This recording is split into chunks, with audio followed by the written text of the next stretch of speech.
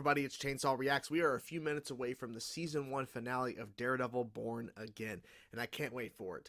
The biggest theory since Episode 1, but more so as we've continued with the show, and especially after Episode 8 last week, everyone is thinking Foggy is somehow alive. How? I don't know. But they've already confirmed the actors in Season 2, but there's a lot of questions surrounding, like, how. I think we're going to find out he's actually alive. That Vanessa obviously ordered the hit, and that he never actually truly died. Who knows? Who knows for sure? Matt took a bullet for Fisk, surprisingly. Who knows how that's going to shake out? And we know, based on the fact that they have photos, we have a Punisher scene. We have a Punisher, some sort of sequence going down with Daredevil and a bunch of guys, and we're all been patiently waiting for this, because when they reintroduced Frank in Episode 4, it was a fantastic scene, probably one of the best scenes in the entire kind of like Marvel Netflix, because I know it's the Netflix era, but like not anymore, but it's the Disney Plus now era and everything. But in terms of like all of those characters in the continuity that was kind of started within the Netflix realm of the Marvel stuff, that scene with Punisher and with Frank, of course, and Matt in Episode 4 between them was one of the best scenes they've ever done. It was so good. The dialogue was fantastic. So anyways, we're about to, any second now, the episode's going to drop. We're about to hit over 9 o'clock. So here we go, guys. Let's get into now. I cannot wait to see what they do. Please stick the landing. Please. Let's get into it. The whole FBI corruption scandal agent Nadeem. Oh. It has to be soon. In the next few days. This is no way to live. It's a simple offer. And he accepts it. Wake up. At least they're there. Fisk. You saved his life? Oh, why exactly? I heard someone scream gun. I just reacted. Still shaking. All I care is that you're still alive. Tell him what happened. Tell him what. Vanessa. I know. He knew he was going to win his case. I talked to Josie. He'd already opened a bottle of O'Malviny. I think he was sitting on something the Fisks didn't want. Did you realize they were the ones getting shot at? Yes. I ran to save the city. Sure you did, Fisk. Opportunities present themselves. However much you think you know Fisk, you don't. Exactly. It's really dangerous. She doesn't really know Sorry you don't really, believe though. me, but I'm telling you the truth. I want the bridges shut down!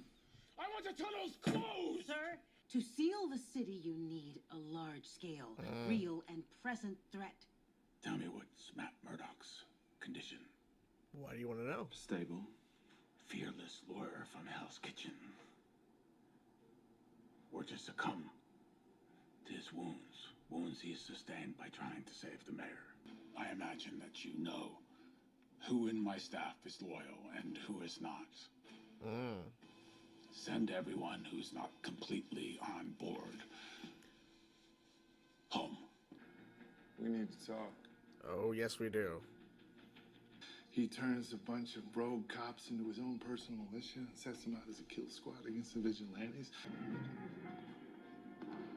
He knows. Yep. I'm going to the ladder. To the governor of the state Supreme Court. We'll get through this. I don't know if you will, I mean. Oh, should I have the whole power? You're pretty much the last person I expected to find here. It's Frank. Yep. No, you're a wall asshole. Is that a new costume? Sure does. Now, nightgown man. What about you? Made a promise I was gonna get you out of here alive. That's exactly what I'm gonna do. Who called him? Why would you take a bullet for that, asshole? It's a good question. Yeah. Oh shit, here they come. They're on the move. Not gonna do it with your ass hanging out.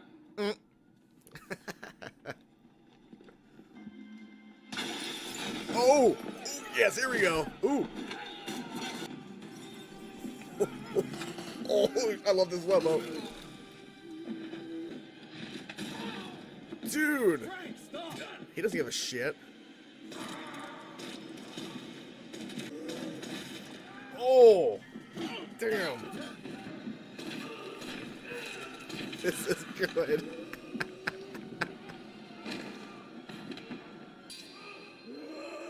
He's going all in. He doesn't give a shit. That was close. Frank Castle's here. Yeah, Frank Castle's there for sure, yep. Do what you gotta do. No, you don't. I still am home. I can die easy. Oh, I bet you can. He didn't deserve to die. It's not what I want. Hey, get in front of a bull for this piece of shit, too? What's you do now, hero? He's not worth it, Frank. Grenade. Grenade.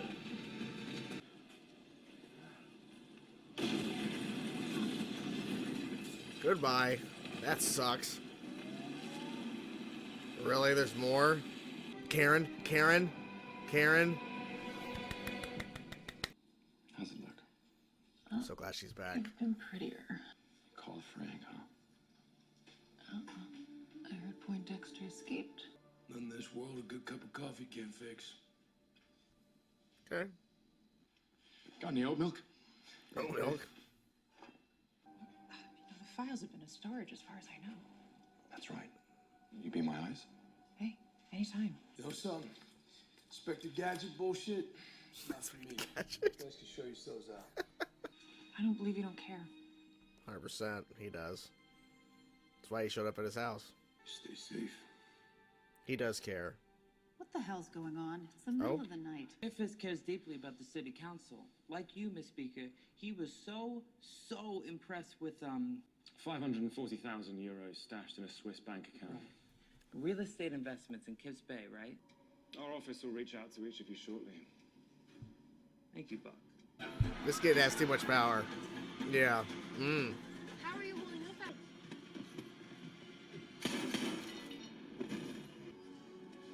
It's the mass vigilante. Dude. I'm glad you're back. Due to the unique nature of the Red Hook Port location, no crime was committed in the state of New York or even the United States of America. Huh? Therefore, the court has no jurisdiction. Holy crap, it's a free port. Exempt from the jurisdiction of the city and the country, for that matter. Now our mayor is building a new complex there. This charter will make it untouchable. Gambling, smuggling, you name it. Dude. Oh my god. Dude, I love that. That is awesome. Dude, you're fucked. Exactly. Holy shit. He doesn't give a fuck. Oh my god, I'm loving this.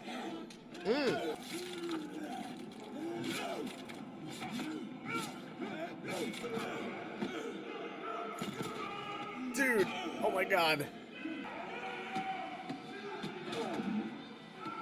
Hoping for your support. She recorded him? When? Dude, is Kingpin there? Oh. I lost a lot of guys because of you today. These guys fucking idolize you, man. Be an honor to serve with you, Frank. Dude, he's gonna kill you. And everybody. You admire me, huh? Hey, you're fucking mine, you know that? You never stop being Kingpin. You can't. Bunch of clowns. Bunch of clowns. Clown shoes. So were you. No, no. We will keep this city safe. Holy fuck, dude. No.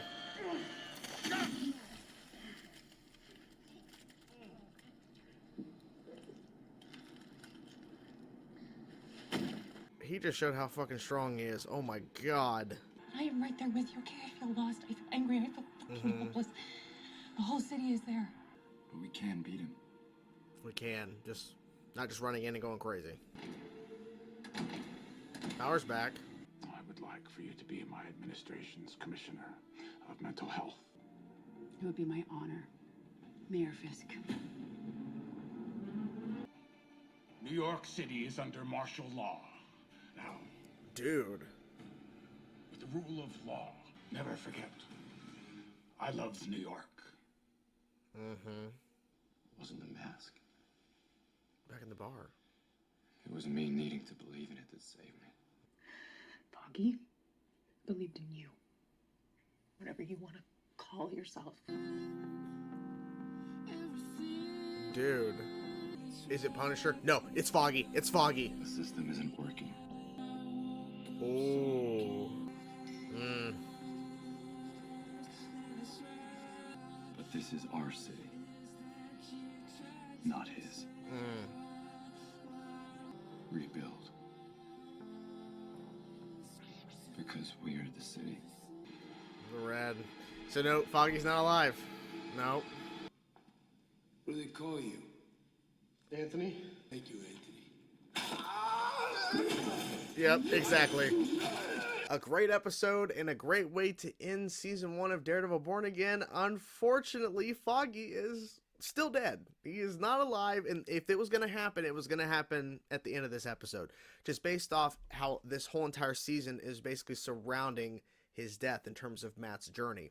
So this would have been the time. However, I think they actually ended on a pretty solid note in terms of Matt bringing forth a group of people, including Karen in mix. So now Karen's now back, and it makes sense because we had heard that she was in season 2. And somehow, I forget his name, but the guy who plays Foggy is in season 2 somehow.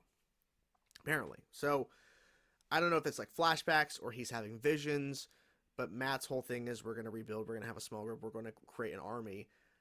And that's where I think, because people were starting to theorize and hint of how season 1's going to conclude, like, okay, well, when he said the word army, my thinking is, he going to get Jessica Jones, Luke Cage, like Iron Fist? Like, are we going to bring forth these actors? And it's possible. It may happen in season 2. We might see some of them, maybe.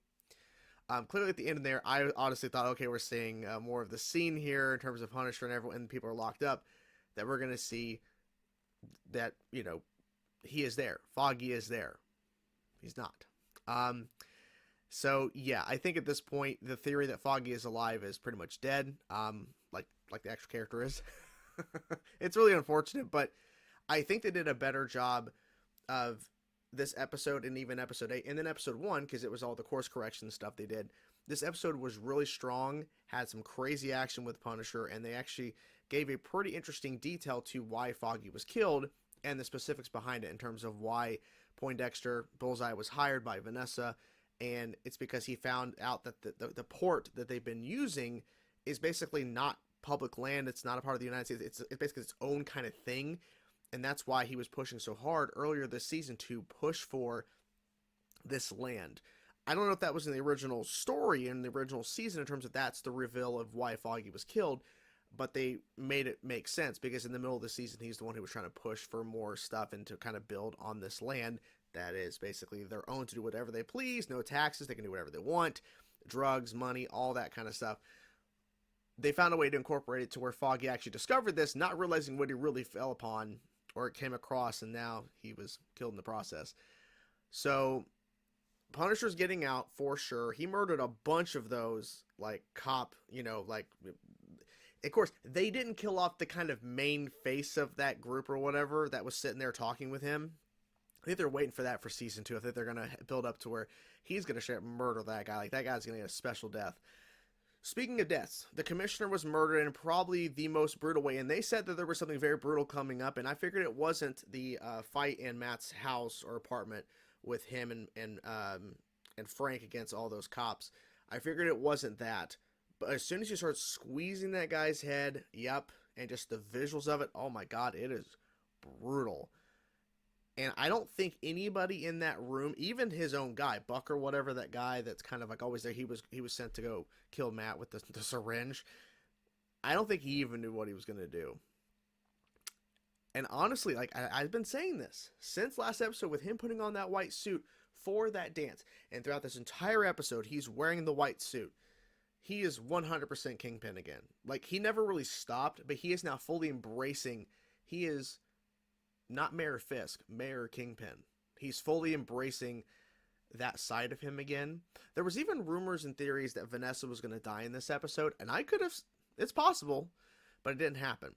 But I think the direction they went is a little bit more interesting in terms of He's fully back as Kingpin. Vanessa's on board. Something may happen that would kind of maybe cause a rocky thing. And Heather has now accepted to be a part of his cabinet. And it seems that Matt is done with her. Or at least it's kind of implied that they're kind of done. Or they're kind of basically drifting apart, as you will. And I think it's for the best. Because Karen being fully back, because Karen was not a part of all those episodes before they did the reworking, so literally the actress just wasn't there. Or else I think Karen would have been a part of this if this was originally intended as the course correction they were trying to do with episodes 1, 8, and 9 to kind of try to course correct and fix the show. Karen would have been there a lot more if that was the case. So they brought in Heather, and I really feel like they're going to phase out Heather after season 2. And it feels like, just based on how they're kind of they're trying to meld some of the characters that were part of the original run, and they're going to have them a part of the narrative in some extent. But I really don't think Heather's going to be a major player in season 2. Neither is the woman that was working with Foggy that Matt basically co-created their new firm. I doubt she's going to have a big role in season 2. And it's nothing against these actors. It's just that original show wasn't hitting with a lot of people when the show was going, because you could tell this was the original intent without it being connected to the Netflix era of Daredevil. And then, of course, episode 1, 8, and 9 was trying to heavily connect it to it, but 2 through 7 did not. A little bit, but not really. So I think they're going to have some of those characters in the mix, but they're not going to be huge players moving forward. Because they were a part of a run that wasn't intended. Because when they course corrected and started reworking episodes and brought in different directors to direct episodes 1, 8, and 9, they were not connected or working on that original run. So they're probably we're gonna see some fixing, if you will. And not saying, I want people to lose their jobs, but you get what I'm saying. Like there's a different era this show is going in now, a new direction, the original direction, kind of continuing back off the seasons 1 through 3. So it makes sense that this is the direction they're heading. And so I'm really excited for season 2, because it's going to be 100% what this show wanted it to be, but it never got to until it was kind of too late. So they could only do so much within the time frame and the budget. But I really enjoyed this episode. I think they did a good job of paying off some things, setting up a lot, and we're going to see a whole new side of New York. Now, my question, is this going to be addressed in some capacity in upcoming MCU projects? Because martial law, there's a curfew at 8 o'clock in New York. I'm pretty sure that we're in New York City for Thunderbolts. Is Thunderbolts going to address this or mention in something, or even imagine they mention Mayor Fisk? Like name drop that in the movie. That'd be really cool. Not saying we see the character. I'm saying we hear that, or some sort of reference to something that happens in Born Again. It's referenced in the film. I doubt it. But this would have to affect Peter Parker. This would have to affect other people that are in the city that are not connected to Daredevil that have been in New York. So there's got to be some sort of connection or tie-in somewhere along the lines of the next MCU projects. So we'll see what happens there. Born Again had a tough task to basically try to give us a show that basically is 2 shows in one. But overall, Born Again is definitely one of the better shows of the Disney Plus era, and it's mainly because of the tie-in and connection to the original Daredevil series. But also, I think that they did a good job of continuing what they were kind of setting up with episode 1, 8, and 9, and continuing forth after the events of 1 through 3 of Daredevil season-wise. They did a pretty decent job. Trust me, this could have been a whole lot worse, because they're trying to make it work with 2 shows, because they couldn't just cut and reshoot all of episodes 2 through 7. They were already shot. That's why the Muse stuff was kind of rushed. I really feel like they did some heavy editing to try to make those episodes as good as they could, because I think certain things they were setting up in 2 through 7 were probably going to pay off very differently, or pay off in a different way. And I'm guessing Muse was originally planned to have more going on in the lead up to his death, but then they cut around a lot of it. And so unfortunately that just kind of happens, because they were really hyping up the character and he was really underused. But overall, Daredevil Born Again, I would say, is probably a 7.5 out of 10, because I feel like 2 through 7 really was mixed at points. Like, there are some good moments, there's some decent stuff, but there is just a lot of it's okay, and just a mess. So thankfully, episode 1, 8, and 9 definitely elevated it. Because if we were on the same quality as 1, 8, and 9 through 2 through 7 episode wise, we'd be having a whole different conversation about how great this show is, because you could tell the difference in the quality of the writing and the execution of action scenes and all that. It just felt better and just more intense, and I was more engaged with the characters and the storylines when we were getting to the actual course correction. So that gives me all the hope in the world for season 2 of Born Again. So hope you guys enjoyed the video. I'm curious to know what you guys thought about this episode overall. Are you happy? Are you okay? Or are you upset that Foggy is revealed to still be dead? There was no reveal of that. What are your thoughts on Frank returning and Karen is back? All of that. Let me know your thoughts in the comments below. Are you guys excited for season 2? Let me know your thoughts as well in the comments below. Hope you guys enjoyed the video. Talk to you guys soon. Peace out.